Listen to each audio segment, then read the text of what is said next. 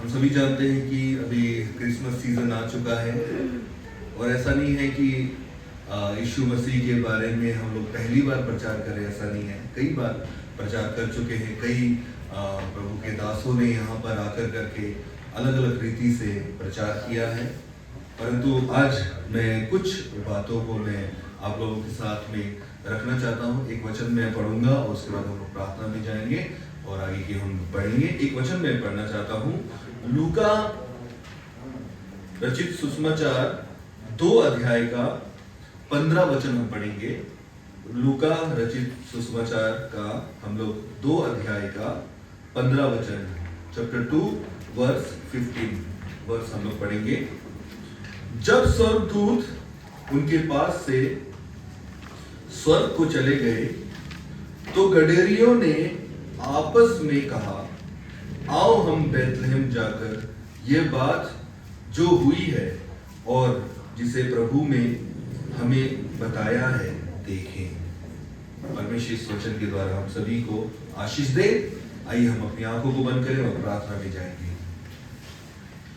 सर्वशक्तिमान अनुग्रहजालु पिता, पवित्र और महान परमेश्वर, आपके नाम की महिमा हो, आपके नाम की स्तुति हो। प्रभु हम जानते हैं कि परमेश्वर आपके बगैर में हम कुछ भी नहीं है। आपका पवित्र आत्मा हमारी अगुवाई करे, हमें आगे बढ़ने में मदद करे। हमें परमेश्वर वो सारे गुण जो परमेश्वर आप हमें चाहते हैं उन्हें परमेश्वर हमारे जीवन में उससे बनाएं, ताकि परमेश्वर आने वाले समय में हम फलवंत हो सके। प्रभु हम प्रार्थना करते हैं परमेश्वर, दिसंबर का पहला रविवार का दिन आज हम सबको आपने एकत्रित किया है यहाँ पर। परमेश्वर जो भी आज हम वचन बोलने वाले हैं, बोलने वाला मैं नहीं पिता, पवित्र आत्मा के द्वारा सामर्थ्य से परमेश्वर आपके वचन के द्वारा परमेश्वर यहाँ पर परमेश्वर रखा जाए। चाहे वो आप मेरा इस्तेमाल करें परमेश्वर, जो मैं भी बोलूँ परमेश्वर वो मेरी ओर से नहीं परंतु आपकी ओर से होने पाए। प्रभु हम प्रार्थना करते हैं लोगों के हृदयों को तैयार करें, उनके कानों को परमेश्वर तैयार करें सुनने के लिए, उनकी आंखों को तैयार करें देखने के लिए परमेश्वर, उनकी आत्मिक आंखों को खोलें ताकि वो सच्चाई को जान सके, देख सके। परमेश्वर प्रभु हम प्रार्थना करते हैं जो भी अभी वचन हमने पढ़ा है परमेश्वर उस वचन में हम सभी को आशीष दे और जो भी हम बोलने वाले हैं उसमें भी आपकी पवित्र आत्मा हमारी अगुवाई करे।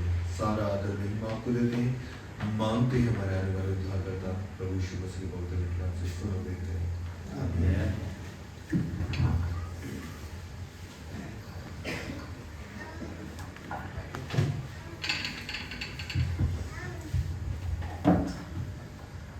हालेलुया, हालेलुया, आमीन। सो रहे हैं?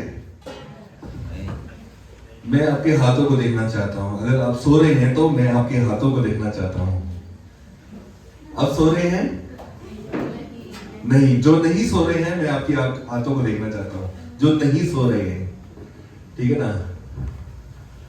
परमेश्वर की महिमा हो, परमेश्वर के नाम की स्तुति हो। प्रभु ने आज हमें ये सुंदर समय दिया है ताकि हम उसके वचनों से पढ़ सके। आपको मालूम है ओल्ड टेस्टामेंट में जब प्रभु के वचन को पढ़ा जाता था, आपको मालूम है जब प्रभु के वचन को पढ़ा जाता था लोग डरते थे, कांपते थे। क्यों? क्योंकि उन्हें मालूम है ये जीवित सर्वशक्तिमान का परमेश्वर का वचन है।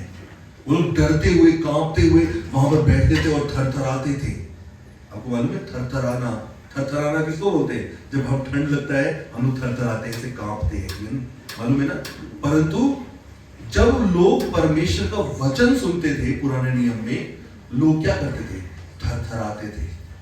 मैं एक वचन आपके साथ साझा करना चाहता हूं। अगर कोई बाइबल अपना लेकर आया है, यशायाह का 66 का हम लोग पहला वचन हम लोग पढ़ेंगे। 66 का पहला वचन हम लोग पढ़ेंगे। एक बार पढ़ें।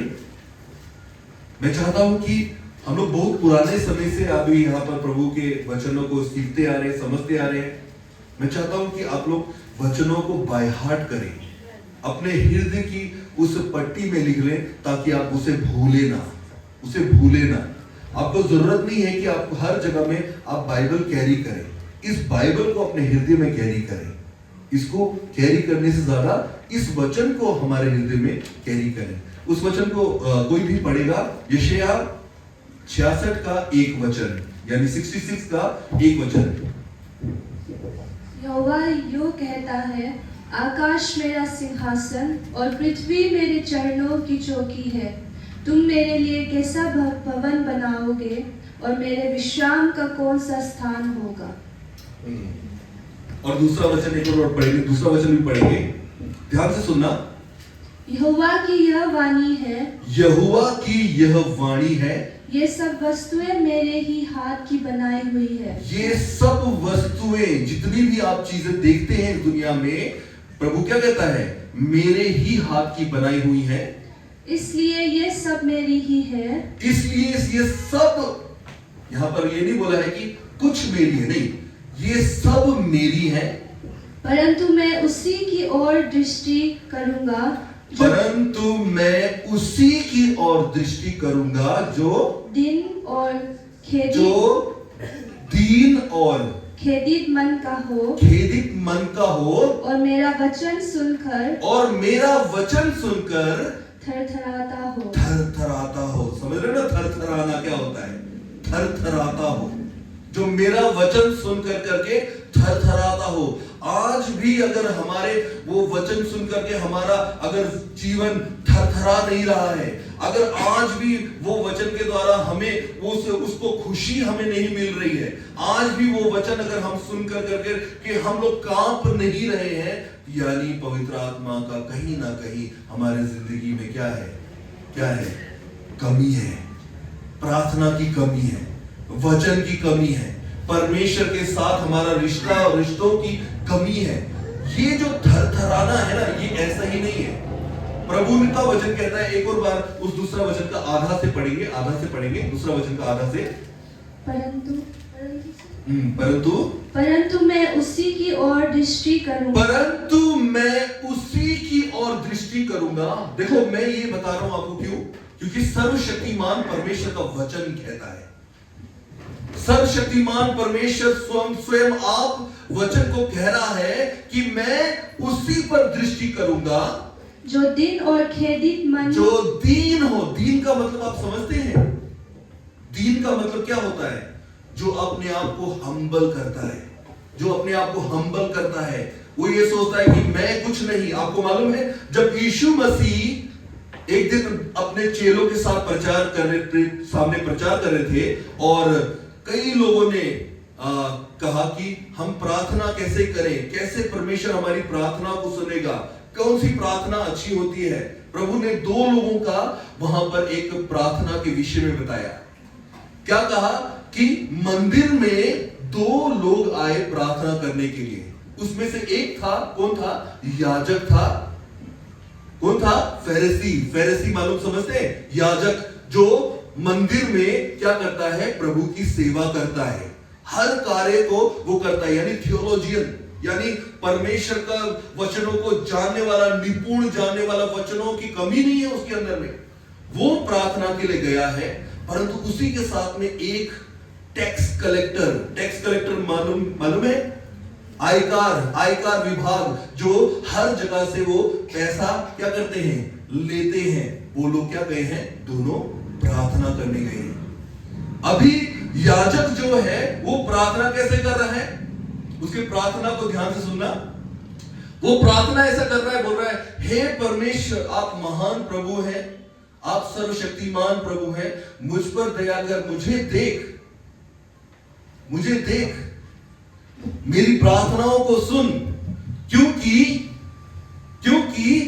मैं सप्ताह में 2 बार उपवास करता हूं, मैं गरीबों को दान देता हूं, अच्छे कर्म करता हूं, मैं इस चुंगी लेने वाले जैसा नहीं हूं। ध्यान से सुनिए, क्या है प्रार्थना, क्योंकि मेरी वजह से, ये मेरी वजह से है। यहां पर वो परमेश्वर को क्या कर रहा है, आदर नहीं दे रहा है। वो इसलिए कह रहा है क्योंकि वो सोचता है कि हाँ, शायद हो सकता है परमेश्वर को आज महिमा मिल रही है, तो वो तो शायद हो सकता है मेरी वजह से। मेरी वजह से मैं 2 बार उपवास करता हूं सप्ताह में, मेरी वजह से मैं पूरा दान करता हूं, मैं 10 देता हूं, मैं ऑफरिंग देता हूं, बड़े से बड़ा ऑफरिंग देता हूं, दूसरे लोग भी नहीं देते, मैं ज्यादा देता हूं, मेरी वजह से। मैं एक दिन भी चर्च मिस नहीं किया, मेरी वजह से। परंतु प्रभु, मैं इस चुंगी लेने वाला जैसा नहीं हूं जो ये काम करता है। वो क्या बताना चाहता है वो चुंगी लेने वाले के बारे में? वो ये बताना चाहता है, अगर हम सही रीति से अगर हम देखें तो उन दिनों में चुंगी लेने वाले लोगों को लोग नफरत की नजर से देखते हैं। क्यों देखते हैं? क्योंकि पहली बात तो वो लोग रोमन के अंडर में काम करना नहीं चाहते थे। दूसरा, वहां पर एक ऐसा समय था जो आज भी भारत के जो प्रधानमंत्री का समय चल रहा है ना, अमीर लोग और अमीर होते जा रहे हैं, गरीब लोग और गरीब होते जा रहे हैं, मिडिल क्लास हट रहा है। मिडिल क्लास का समय नहीं रहा अभी। यही समय उस समय में भी पुराने नियम में भी चलता आ रहा था।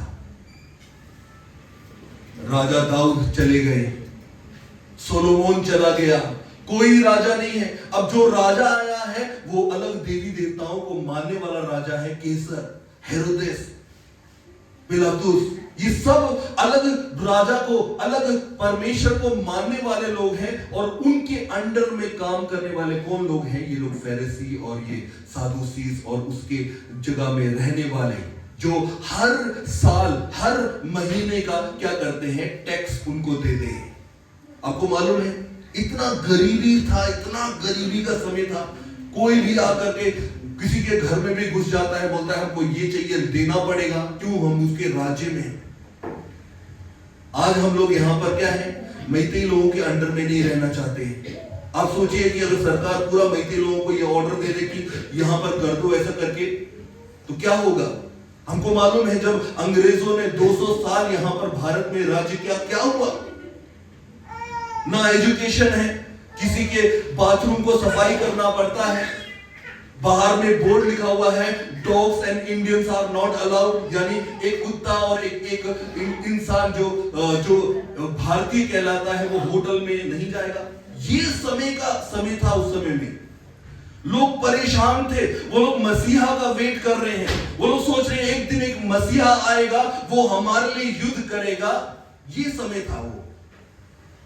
और जो अमीर हो रहे वो अमीर होते जा रहे हैं, जो गरीब है वो गरीब होते जा रहे हैं। 60% टैक्स देना पड़ता था उस समय में। सोचिए कैसा होगा। सोचिए आप कितना कमाते हैं महीने में?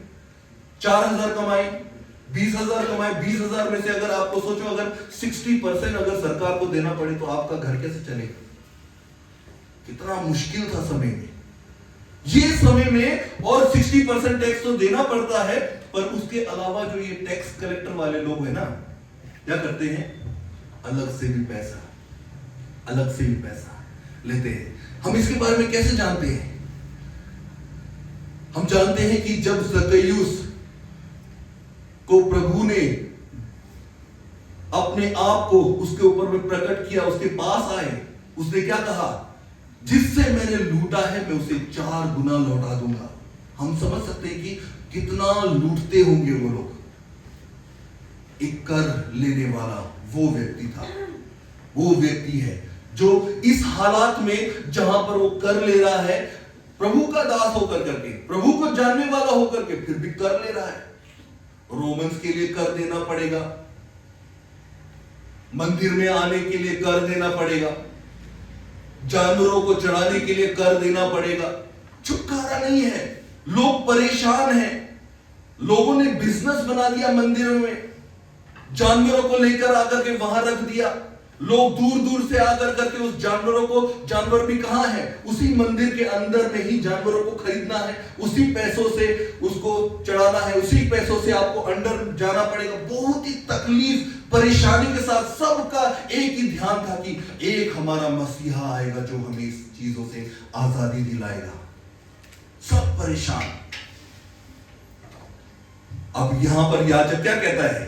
याजक कहता है कि हाँ प्रभु, मैं तो सप्ताह में 2 दिन उपवास करता हूं, मैं दान देता हूं, मैं सब कुछ करता हूं, मैं ये कर लेने वाले, वसूली करने वाले जैसा नहीं हूं।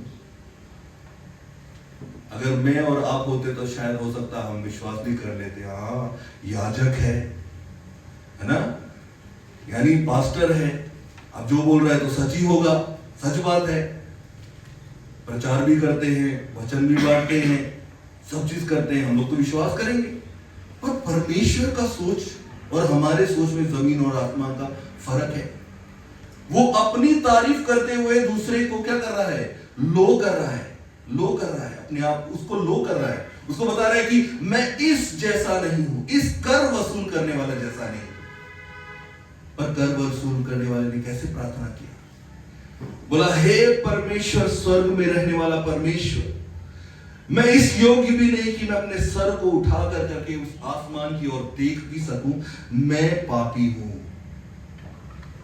मैंने पाप किया है। थरथरा रहा है, थरथरा रहा है, कांप रहा है और प्रार्थना कर रहा है, प्रभु मुझ पर दया कर, मुझे क्षमा कर, मैं इस योग्य भी नहीं हूं, क्योंकि मैं कर लूटने वाला आदमी हूं, मैं पैसा कमाने वाला आदमी हूं, 2 नंबर का काम करने वाला आदमी हूं, मैंने सबको लूटा है, आप सब कुछ जानते हैं। दुनिया से मैं शायद छुपा हो सकता हूं, पर आपसे मैं कैसे छुपूं प्रभु। शायद हो सकता है मैंने कई चोरी भी किया है, परंतु उस चोरी को शायद सरकार नहीं जानती होगी, मेरे परिवार लोग नहीं जानते होंगे, पर आपसे मैं कैसे बचूं प्रभु, मुझे माफ करें। प्रार्थना कर रहे हैं। यीशु मसीह ने क्या कहा, परमेश्वर ने उस याजक की प्रार्थना नहीं सुनी। मैं ये नहीं कहता कि वो याजक जो कर रहा है वो गलत है, जो याजक कर रहा है वो गलत है, और मैं ये भी नहीं कहता कि जो टैक्स कलेक्टर कर रहा है वो सही है, ठीक है ना। टैक्स कलेक्टर का जो कैरेक्टर है वो भी गलत है, जो याजक लोग जो काम कर रहे हैं वो सही है एक्चुअली,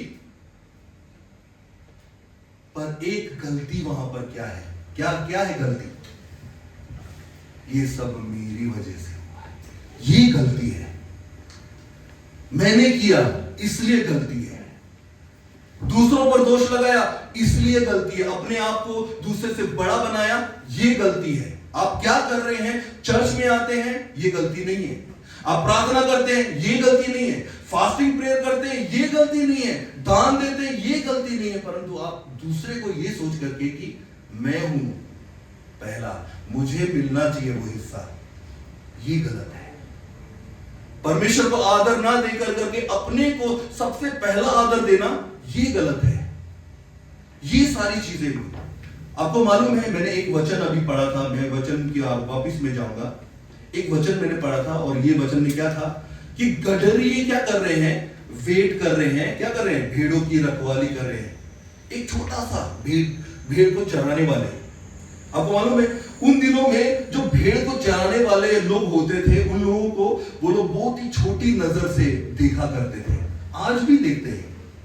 अगर आप जम्मू कश्मीर में जाएं, वहां पर 123 जातियां जो क्या कहलाती हैं, बकरवाल कहलाती है। बकरवाल उन लोगों को कहा जाता है जो लोग क्या करते हैं, भेड़ों को और बकरियों को चराते हैं, छोटी जाति, सबसे छोटी जाति को कहा जाता है। परंतु स्वर्गदूत वहां पर आकर के क्या कहते हैं कि तुम्हारा एक उद्धारकर्ता बेथलेहम में जन्म लिया है। आप उसको कैसे जानेंगे, जब आप जाओगे वहां पर आप देखोगे एक बालक को कपड़े से उसे ढका होगा, उसे चरनी में रखा होगा, आप पहचान जाओगे कि कौन है वो।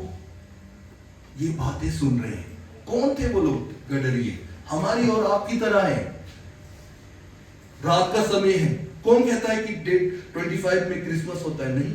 आपको मालूम है कई देशों में अलग अलग, कोई सितंबर में क्रिसमस मनाता है, कोई अक्टूबर में क्रिसमस मनाता है, कोई दिसंबर में क्रिसमस मनाता है, डेट भी अलग अलग है। अभी अगर आप गूगल में सर्च मारो, न्यूयॉर्क में, अलग अलग देशों में 21 को क्रिसमस मनाते, कोई 25 को क्रिसमस मनाता है, कोई 29 को क्रिसमस मनाता है, कोई मार्च के समय में क्रिसमस मनाता है। कौन सा दिन है क्रिसमस का? आपको मालूम है डे 25 ये ज्यादा समय नहीं हुआ है। डे 25 जो क्रिसमस रखने का जो ये समय नियुक्त किया था ना, ये ज्यादा समय नहीं हुआ। ये 1600 ईस्वी के टाइम में ही इन्हें रखा गया। उससे पहले लोग अपनी मन मर्जी से कहीं भी कभी भी क्रिसमस मनाते थे, परंतु एक डेट फिक्स किया गया कि हाँ इसी दिन आपको क्रिसमस मनाना है, यीशु मसीह का जन्मदिन मनाना है। और आज भी हम लोग वेट करते हैं उस क्रिसमस का। आपको मालूम है परमेश्वर ने उस गडरियों को चुना। क्यों चुना? क्योंकि परमेश्वर हमारा सच्चा चरवाहा है। हालेलुया। वो हमारा सच्चा चरवाहा है। वो चाहता है कि हम उसके दिल से माने, ना कि हमारे स्टेटस से उसे माने। परमेश्वर ये नहीं देखता कि आप कितने साफ सुथरे बाहर से आए हैं, कितना अच्छा ड्रेस पहनते हैं, आपको सबकी नजर में आप आ रहे हैं। परमेश्वर ये नहीं देख रहा है क्या आपका दिल तैयार है, क्या आप उसके लिए थरथराते हैं, क्या आप उसके लिए कांपते हैं, क्या आप अपने आप को उन लोगों से ज्यादा बड़ा मानते हैं। सोचिए आज सोचिए। परमेश्वर का वचन कहता है मैं केवल उसी पर अपनी नजर डालूंगा जो दीन है, जो दीन है मैं उन पर नजर डालूंगा। जो वचन को सुनकर के थरथराते हैं, कांपते हैं, मैं उन पर अपनी नजर डालूंगा। क्या आज वो वचन के द्वारा आपके दिल छिद रहे हैं? क्या वचन आपको वो तसल्ली दे रहा है? अगर दे रहा है तो आप सही रास्ता में हैं। परंतु अगर वचन से आपको कोई फर्क नहीं पड़ता, हाँ यहाँ प्रीचिंग हो रहा है, कुछ भी फर्क नहीं पड़ता है, हाँ सुनना है, जाना है, वापिस आएंगे संडे में, अगर ये विचार है तो यानी कहीं ना कहीं आप गलत ट्रैक में हैं। और ये नहीं सोचना कि गलत ट्रैक में जाने से आपका जो मंजिल है आप मंजिल तक पहुंचेंगे। नहीं, आप गलत ट्रैक में हैं तो गलत मंजिल में आप पहुंचेंगे। आपको जानना है। मैं ये नहीं कहता कि आपको जरूरी है थियोलॉजियन बनना। मैं ये नहीं कहता कि आप 24 घंटे प्रार्थना करो। मैं ये भी नहीं कहता कि आप 24 घंटे बाइबल पढ़ो। मैं ये भी नहीं कहता, परंतु अपने जीवन को, आपका जीवन आपको दर्शाता है कि आप मसीह हैं कि नहीं है। आपका जीवन दर्शाता है कि आप क्या हैं। अंदर से परिवर्तन होना बहुत जरूरी है। बपतिस्मा ले लिया, पवित्र आत्मा में मिल गया, जब तक अंदर से परिवर्तन नहीं आएगा, अपने आप को हम बड़ा सोच रहे कि हाँ मैं हूं, मैं तो स्वर्ग में जाऊंगा। सोचिए, ध्यान से सोचिए। आप तो सोच रहे हैं कि आप स्वर्ग में जाएंगे, परंतु जिस दिन आप जब उस जगह में खड़े रहेंगे, जीवन की पुस्तिका खोली जाएगी, बोलेगा अरे यहां तो तेरा नाम ही नहीं है। क्या होगा? सोचो क्या होगा उस समय में। हम कहेंगे, हम चिल्ला करके कहेंगे हे प्रभु, क्या मैंने तेरे नाम से ऐसे कार्य नहीं किए? क्या मैंने दुष्ट आत्माओं को नहीं निकाला? क्या मैं दान नहीं देता था? क्या मैं संडे स्कूल नहीं आता था? क्या मैं चर्च नहीं आता था? क्या मैं बाइबल नहीं पढ़ता था? क्या मैं वचन नहीं सुनता था? कई कॉन्फ्रेंस मीटिंग मैंने नहीं किए हैं, कई घरों में जाके प्रार्थनाएं नहीं की है। ये क्यों मेरे साथ हो रहा है? मेरा नाम क्यों नहीं है? प्रभु कहेगा, क्या कहेगा? हे कुकर्म करने वालों, मैं तुम्हें नहीं जानता, मेरे सामने से चले जाओ। क्या सुनना चाहते हैं आप परमेश्वर से जब आप इस संसार को छोड़ के जाएंगे? क्या सुनना चाहते हैं जब आप उस पुलपिट के सामने खड़े रहेंगे, जब परमेश्वर आपसे बातें कर रहा है और आपका नाम को सर्च कर रहा है? आप क्या चाहते हैं? आप सोचिए, अपने से सवाल पूछिए। आज अपने से सवाल पूछिए। अगर आज भी ये वचन आपको थरथराने में मजबूर नहीं करता है, आज भी वो वचन आपको उस झंझोड़ता नहीं है, आज भी वो वचन अगर आपके जीवन में पूरे दिल से आपको उसमें उसको डुबो देता है, अगर ऐसा नहीं हो रहा है तो सोचिए आप कौन से लेवल में हैं आज। जानिए इसको। परमेश्वर सब में नजर नहीं रख रहा है। परमेश्वर केवल उसी व्यक्ति पर नजर डालेगा जो मन का दीन होगा, थरथराता होगा परमेश्वर के वचनों से और उसकी आज्ञाओं का पालन करता होगा। सोचिए, आज चर्च में जाना बड़ी बात नहीं है। चर्च एक ऐसा जगह है जहां पर हम लोग गैदरिंग करते हैं।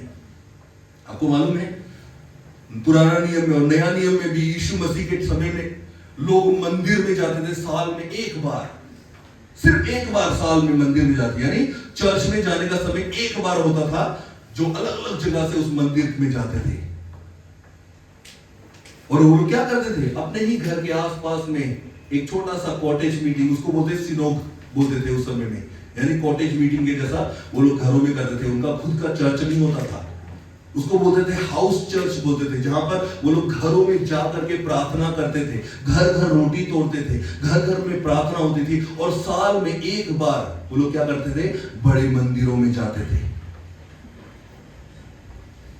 आप सोचिए, चर्च में आना बड़ी बात नहीं है, आप चर्च आइए, मैं ये नहीं बोल रहा हूं कि चर्च में आना गलत है, चर्च में आइए, प्रार्थना कीजिए, परंतु अगर आपका जीवन अगर परमेश्वर को आपने नहीं दिया है अभी तक, अगर आज भी उसके वचनों से आपके दिल छिद नहीं रहे हैं, आज भी उस वचन के द्वारा आप कांपते नहीं हो, आपको लगता है हाँ ऐसा ही है, यानी गलत ट्रैक में है, अभी गलत ट्रैक में है, गलत चीजों में। शैतान वही चाहता है कि आप डरे नहीं परमेश्वर के वचन से, शैतान वही चाहता है कि आपको ये बताएगा, ओ आप तू तो चर्च में जाता है भाई, तू तो चर्च में अच्छे से जाता है, क्या होगा, स्वर्ग तो मिलने वाला है, स्वर्ग तो जरूर मिलेगा। नहीं भाइयों, शैतान आपको गलत रास्ते में ले जा रहा है। आप थरथरा नहीं रहे हो, कांप नहीं रहे हो, वचन से आपको डर नहीं है अंदर में। आप सोचते हो कि वचन क्या करेगा, वचन ऐसे पढ़ते हैं जैसे हम लोग किसी न्यूज़पेपर को पढ़ते हैं। नहीं, ये न्यूज सिर्फ न्यूज़पेपर नहीं है, ये बाइबल में क्या कहा है, जॉन चैप्टर 1 वर्स 1 क्या कहा है, याद है क्या कहा है वहां पर, आदि में वचन था, वचन परमेश्वर के साथ था और वचन परमेश्वर था। यानी जो वचन आप पढ़ रहे हैं ना, ये वचन परमेश्वर, खुद परमेश्वर है। आप इसको हटा नहीं सकते हैं, इसको भगा नहीं सकते हैं। आप कहेंगे मैं यीशु को प्यार करता हूं परंतु उसके वचनों को नहीं मानते, तो क्या है, सोचिए कहां है हम, कौन से ट्रैक में हैं, कौन से ट्रैक में हैं। अगर हम अपने जीवन को मसीही के तौर पर अगर नहीं बिता रहे, हम कौन से ट्रैक में हैं, सोचिए। आज शैतान के बहकावे मन में मत आइए, शैतान आपको बहकाएगा, हाँ तूने तो अच्छा कपड़ा पहना है, आज चर्च जाने के लिए तैयार है, आज तेरा ड्यूटी खत्म है और जो मर्जी आए तू कर, अब पूरी दिन भर क्या कर रहे हैं, सोचिए। कैसे अपने जीवन को बिता रहे, सोचिए। आज सोचना जरूरी है, अगर आज नहीं सोचेंगे तो कब सोचेंगे। एक कहावत है हमारे हिंदी के इधर में, आप तो सबने सुना होगा, आज करे तो अब कर, अब करे तो अभी, पल में बहुरी देर हो जाएगी तो क्या करेगा, कब करेंगे, कब करेंगे, अभी नहीं करना है तो कब, ये समय है। इसके लिए आपको, इसके लिए यीशु मसीह को आने का जरूरत नहीं है बड़े तलवार के साथ में कि हाँ अभी मानोगे कि नहीं मानोगे, जजमेंट आ चुका है तब मानोगे, नहीं भाइयों, समय आ चुका है।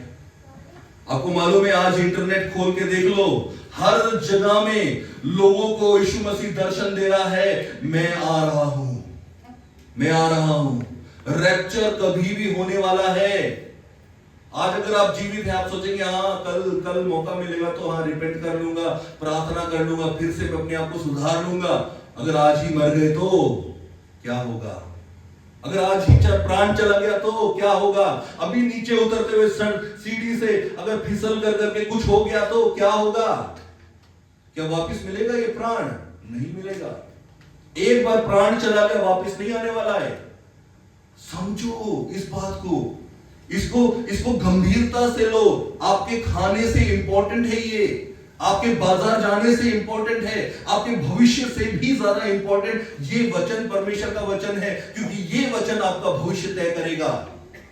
और केवल इस संसार का भविष्य तय नहीं करेगा, उस संसार का भी भविष्य तय करेगा कि आप स्वर्ग में होंगे या आप नरक में होंगे। हालेलुया। आप समझिए, इसको गंभीरता को समझिए। अगर इस वचन के द्वारा आप थरथरा रहे नहीं हैं, उस वचन के द्वारा आप घबरा नहीं रहे हैं कि परमेश्वर का वचन जो कहता है सच्चा वचन है, ये झूठ नहीं कहता है, अगर ये चीजें नहीं है तो आप गलत ट्रैक में हैं। आप सोचते हैं हाँ कुछ नहीं होता है, संडे तो जा ही रहे हैं, संडे स्कूल तो जा ही रहे हैं, संडे सर्विस भी कर रहे हैं, अरे 2-3 वचन पढ़ लेता हूँ बाइबल, और खाना खाते समय में एक बार प्रार्थना कर लेता हूँ, सोने से पहले एक बार बेड में आ जाता हूँ, प्रार्थना कर लेता हूँ। परमेश्वर सिर्फ ये नहीं चाहता है, आपकी जिंदगी आप कैसे बिता रहे हैं, आपका पल पल भर क्या आप दिन भर मुंह से निकालते हैं। छोटी छोटी बातों में गाली निकलना, अगर आज भी आपके जीवन में ऐसी चीजें हैं, दूर कीजिए, दूर करिए उस चीज को, दूर करिए। आप कुछ सोचेंगे हाँ अपने फ्रेंड को तो मैंने गाली दिया है, नहीं, जो आपका जबान है, जो मुंह है, उसे कौन कंट्रोल कर रहा है ये सोचिए। कौन कंट्रोल कर रहा है? आपको तो कोई फर्क नहीं पड़ेगा, पास्टर को ना मैंने गाली दिया है, मेरा दोस्त को ही तो गाली दिया है। सोचिए, अभी आप थरथरा नहीं रहे हो, आप कांप नहीं रहे हो, और परमेश्वर की दृष्टि भी आप पर नहीं जाएगी। ये बात याद रखना। अगर परमेश्वर के उस वचन को आप गंभीरता से नहीं ले रहे हैं, परमेश्वर का न्याय के लिए आप तैयार रह जाएं, तैयार रह जाएं, क्योंकि परमेश्वर के हाथों में हर एक जीवधारी का प्राण और उसकी आत्मा है। और उसने क्या कहा है? मैंने सारा तय करके रखा हुआ है, ये सारा का सारा मैं उससे हिसाब लूंगा। आसान नहीं है, आसान नहीं है, परंतु मैं आपको बताना चाहता हूं। कई लोग क्या कहते हैं, अरे परमेश्वर का वचन कहता है गलेशियन के 5 के 22 और 23 में क्या कहता है? The fruit of the spirit. अगर ये होने से तो हो जाएगा, नहीं। आप प्यार करते हैं फिर भी स्वर्ग राज्य में नहीं जाएंगे। याद रखना मेरी बात, ये आपकी ओर से नहीं है, ये परमेश्वर की ओर से। परमेश्वर जिसे देना चाहता है वो उसी को देगा, आपकी वजह से नहीं। हाँ मैं प्रेम करता हूं प्रभु, मैं तो लायक हो गया, जैसे फरीसी है ना, फरीसी तो अच्छा काम कर रहा था पर मैंने किया है, मैं प्रेम करता हूं, मैं तो लायक हो गया। नहीं, आप लायक अभी भी नहीं है। आप बेशक प्रेम करते होंगे, परंतु आपको यह मानना चाहिए कि यीशु मसीह ने आपको इस लायक बनाया है। हालेलुया। आज आप प्रेम करते हैं, इस लायक किसने बनाया है? परमेश्वर ने बनाया है। परंतु आप ये कहेंगे, ओ मैं तो प्रेम करता हूं, मैं तो लायक हूं। नहीं, आप लायक नहीं है। परमेश्वर की वजह से आप प्रेम कर सक रहे हैं, परमेश्वर की वजह से आपको दया आपके जीवन में है, परमेश्वर की वजह से आप सारे उस 9 फ्रूट को आप लेकर के बैठे हुए। ये परमेश्वर की वजह से, आपकी वजह से नहीं है। ये याद रखना जरूरी है। आपके अच्छे कर्म से सोचेंगे कि हाँ मैं अच्छा कर्म कर रहा हूं, प्रभु तो जरूर आशीष देगा। हाँ बेशक आशीष इस दुनिया में तो आपको मिल जाएगा, परंतु स्वर्ग आपको नहीं मिलेगा। स्वर्ग आपको नहीं मिलेगा। क्यों नहीं मिलेगा स्वर्ग? क्योंकि स्वर्ग में जाने के लिए आपकी आशीषें नहीं चाहिए उसको, आपके अच्छे कर्म नहीं चाहिए उसको। तो क्या करे भैया, क्या करे? ये अगर अच्छे काम नहीं करेंगे तो मैं ये नहीं कहता हूं कि बुरे काम करो, अच्छे काम करना है करो, परंतु ये मत सोच के करो कि हाँ मेरे अच्छे कार्य के द्वारा मैं स्वर्ग जाऊंगा। नहीं, आपकी स्वर्ग जाने का कारण आपकी अच्छाई नहीं है, आपका कार्य नहीं है, आप जो एफर्ट करते वो नहीं है, परंतु आप ये भी कहते हो, आपने काम तो किया, परंतु ये कहते हो कि हे प्रभु मुझे क्षमा कर, कहीं गलती तो नहीं हो गया मैंने जो किया है, अगर गलती है तो मुझे क्षमा कर, अगर अच्छा किया है तो आपके नाम की महिमा होने पाए प्रभु। चाहे मैं अच्छा हूं चाहे बुरा हूं, प्रभु आपके नाम की महिमा हो। मैं तो दास की तरह मैंने काम कर दिया प्रभु, मैंने काम कर चुका हूं प्रभु, मुझे क्षमा करे, अगर कोई गलती हुआ होगा तो आपके नाम की महिमा हो। क्या हमारे जीवन में वो दीनता है कि नहीं है? बेशक हमने किया है, पर हम ये घमंड ना करें कि हमने किया है, मेरे प्रभु ने मेरे से मुझे कराया है। हालेलुया। आपको मालूम है गदरिये जब वहां पर वो भेड़ों को चरा रहे थे तब स्वर्गदूत अचानक आ गए, लोग डर गए, बोला कि अरे ये कैसा आकाशवाणी है, ऐसे स्वर्गदूत कहां से आ गए, इतने सारे स्वर्गदूत कहां से पहुंच गए यहाँ पर, आकर करके चिल्ला रहे हैं और बोल रहे हैं हालेलुया, परमेश्वर के नाम की महिमा हो, जो स्वर्ग में है मनुष्यों को उन्होंने आशीष दिया है। सोचिए, याजक लोगों के पास प्रभु क्यों नहीं गया? स्वर्गदूत याजकों के पास क्यों नहीं गया? उधर गडरियों के पास क्यों गया? क्योंकि परमेश्वर आपके स्टेटस को नहीं देखता, आपके दिल को देखता है। हालेलुया। आपके दिल को देखता है कि आप कितने उसके लिए आदर पाने के योग्य हैं। आपका दिल देखता है कि आप अंदर से कैसे हैं, वो बाहर से नहीं देखता है। वो बाहर से नहीं देखता है कि आप कैसे हैं बाहर से, वो ये देखता है कि आप अंदर से कैसे हैं। आप सोचिए आज, जानिए आज, अगर आज भी, मैं आपको फिर से बताता हूं, अगर आज भी अगर आपको उस वचन के द्वारा चुभन नहीं हो रहा है, सुई नहीं लग रहा है, वचन के द्वारा सुई नहीं लग रहा है, आपको दर्द नहीं हो रहा है, आपको अपनी गलतियों का एहसास नहीं हो रहा है, यानी आप गलत ट्रैक में हैं, गलत ट्रैक में हैं। स्वर्ग राज्य में पहुंचना आसान नहीं है, जैसा बहुत सोचते हैं कि बहुत आसान है, नहीं, आसान नहीं है। दुख और समस्या से गुजरना पड़ेगा, हर दिन अपना क्रॉस उठा करके चलना पड़ेगा। क्रॉस का मतलब समझते हैं? यीशु मसीह ने अपने हाथों को क्रॉस में चढ़ाया ताकि हम उस हाथ से पाप ना करें, दूसरे हाथ में क्रॉस लगाया ताकि हम उसको गलती चीज को, गलत चीजों को ना करें। पांव में क्रॉस लग, उस कील को गाड़ा गया ताकि हम गलत रास्ते में ना जाए। सर में कांटों का ताज लगाया ताकि हम गलत ना सोचे। पसली में यहां पर बर्छा मारा और दिल को छेद दिया ताकि हम दिल से गलत ना सोचे, हम परमेश्वर को महिमा दें। इसीलिए प्रभु का वचन कहता है, मत्ती 22 अध्याय का 37 से 39 तक पढ़े, वहां कहता है कि love your God with all your heart. समझ रहे ना? परमेश्वर से अपने पूरे दिल से, पूरे प्राण से, पूरी शक्ति से प्रेम करो। ये है ग्रेटेस्ट कमांडमेंट, पहला कमांडमेंट प्रभु ने दिया। और उसमें पहला कमांडमेंट में भी पहला वर्ड क्या दिया हुआ है? Love with your all heart. समझ रहे हो ना? अगर आज भी आप उस परमेश्वर को अपने पूरे हृदय से प्रेम नहीं करते हैं, यानी आप उसकी ग्रेटेस्ट कमांडमेंट को कहीं ना कहीं आप झुकला रहे हैं। शायद हो सकता है मेरा प्रीचिंग थोड़ा सा रफ हो, टफ हो, थोड़ा सा अरे ये तो डायरेक्ट ही बोलना शुरू कर रहा है। नहीं, अभी समय रह गया, वो अलग हो गया, हाँ करो, ये करो, वो समय चला गया, क्योंकि यीशु मसीह कभी भी आ सकता है। अगर आ गया तो क्या होगा? सोचिए, अभी नहीं तो कब? अभी नहीं तो कब? मैं चाहता हूं कि आज हमारे जो कलीसिया के जितने भी हमारे लोग हैं, हम तैयार हो जाएं और ये 2026 का जब हम कदम रखें, हम एक नया इंसान बने और एक नई रीति से पुरानी बातें बीत जाएं और सब हम देखो सब नई हो जाएं और पूरे सामर्थ्य के साथ हम आगे बढ़ सके। और तब परमेश्वर का वचन कहता है, मैं उन पर दृष्टि करूंगा जो परमेश्वर के नाम से क्या है? दीन है और थरथराते हैं। दीन है और क्या है? थरथराते हैं। अगर आज भी वो थरथराना आपके जीवन में, उसके वचन के द्वारा थरथराना अगर आपके जीवन में करंट नहीं लग रहा है, समझ ले गलत ट्रैक में है। ये आपके पॉकेट का नहीं है, आप इसे खरीद नहीं सकते हैं। दुनिया की कितनी भी दौलत लगा लो, इस वचन को आप खरीद नहीं सकते। शायद बाइबल को आप खरीद लो, पर वचन को नहीं खरीद सकोगे। वचन परमेश्वर है, परमेश्वर को आप कैसे खरीदोगे?